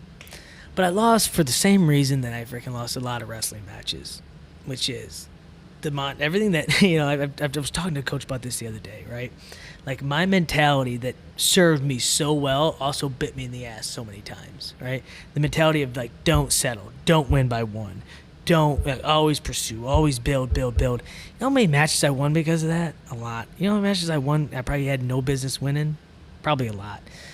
But you know what? There's a couple big ones I lost for the exact same mentality. And that example would have been there, and this isn't to take anything from Frank, but I remember being ahead and like 30 seconds to go, and I would just challenge myself to say, you know what, if I had to block and do defense for 30 minutes or 30 seconds, I feel like I probably could have done it, right? But my mind, again, like whether it be my asset or my chink, was I have to go get one more. I'm at 30 seconds thinking, I got to go get one more. Go get one more takedown. Why? I don't know why I was thinking that, but that's what I was thinking. And I just remember swinging because I was going to clunk him and get him to react. And what match is this you're talking about specifically? In the trials. The Frank one, Molinaro, yeah, sure. Yeah, the one that mattered. Yeah, the one that I lost on the front side, right? Yeah. And sure enough, he post side crotch, takes me down. And right away I knew, I'm like, oh, like, why do you have to go get one more? You know? So that to me was hard because you're facing all these things where it's like instantly I knew. I'm like, dude, it bit me in the ass again. Right? It's just a mindset thing. It's a good thing, but it got me there. And then I knew it was done. I knew I was done competing. So I don't know. Again, there's so many things here. Like, is it hard to face the music? Yeah, no, but I always just say, just like I've done in other interviews, like with the perspective of, losing your brother early on in life, like nothing's hard. Like to tell me, hey, Brent, you're going to be a great wrestler, but you're not going to make the 2 Olympic teams you were probably favorited to be the Olympic member of. Can you handle that? But you get to keep your brother. Fucking, you kidding me? Yeah. I'll sign that deal every freaking day, So why am I positive? Why? I don't know. Maybe it's just you add all that stuff together and you get what you get. But, I don't know. And then I'm amazed by the freaking things you say, man.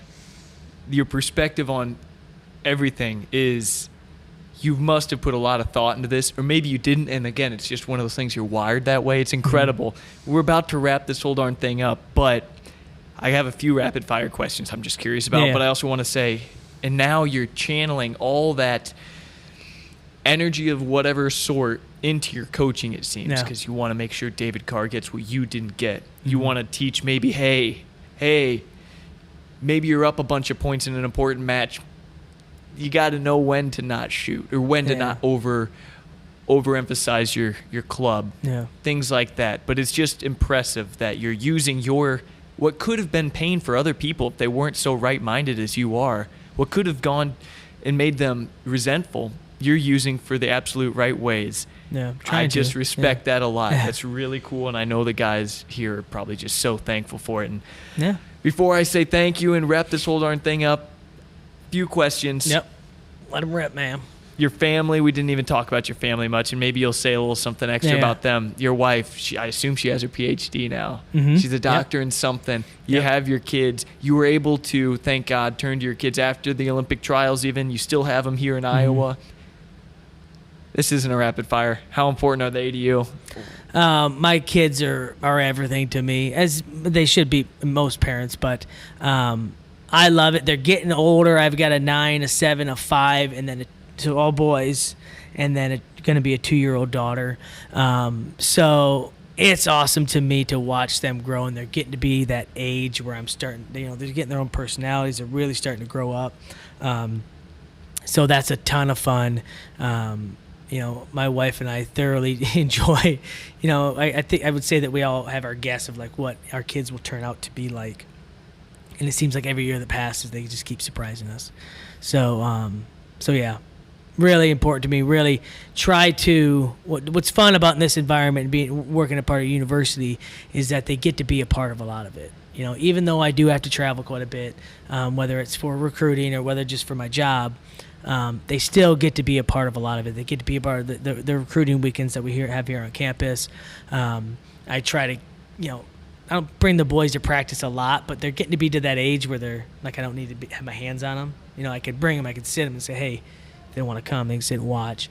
Having them just be a part of it. What's fun is they're getting to know the wrestlers. They're getting to have their favorite wrestlers. I bring them over to the house and stuff like that. So just like the other day, I think my kids were doing something. And I was with David, and I called the phone. I'm like, hey, Wyatt, my youngest. What's up, buddy? He goes, hey, let me talk to David. because he knew I was with him. So then he sat and talked to David for 5 minutes. So, that is fun, to know that they, outside of our family, they've got a giant family, which is cool, That is awesome. Yeah. I just had to ask about your family because I know you're a family man, but your wife, what did you get a PhD in? These are the beginning of the rapid fire. Yeah, no, she got her PhD in, I'm going to butcher this, but exercise science, kinesiology, in that realm. So she's done some teaching here and there, but she mostly just stays home with kids. Where'd you meet her? Met her at Iowa. I met her the first month I was on campus. So that's just called August, September-ish. I arrived on campus for the first time ever. And then I met her mid-October, something like that. So just a couple months I was on campus. Met her through, she actually lived with Alex Sertzis' girlfriend, who is now his wife, was living with my now wife at the time, ironically. So they were just together, and I met her that way. Right on. Yeah. Favorite thing about her? About my wife? Favorite thing about my wife is probably her, I think she's beautiful. I love her smile and her eyes, and I don't know, I like looking at her. That would be my favorite thing.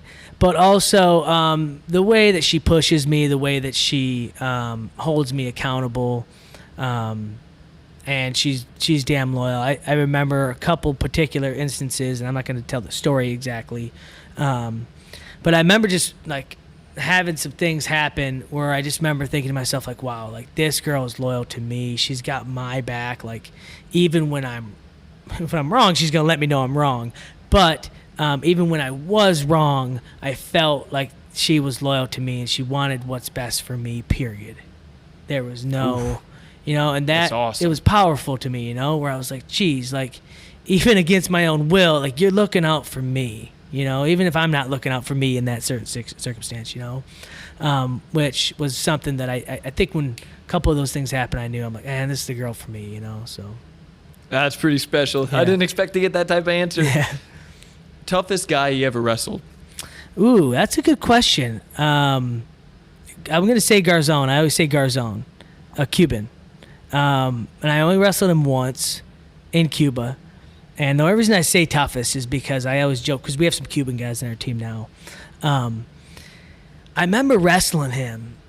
So I got beat by guys before, and like I get beat, you get beat pretty good or whatever. I remember wrestling this guy and thinking, I don't stand a chance. Like I remember like standing out in front of him, and then like he's like behind me.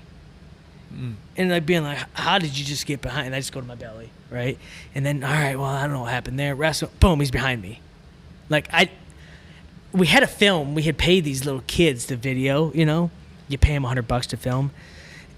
They literally, the start of the match goes like this. The whistle blows and they go, and they film the mat. There's no film, and they kept the film running. And then when it was over, they picked it up. So there's no film of it. So I don't even know how to describe what he was doing.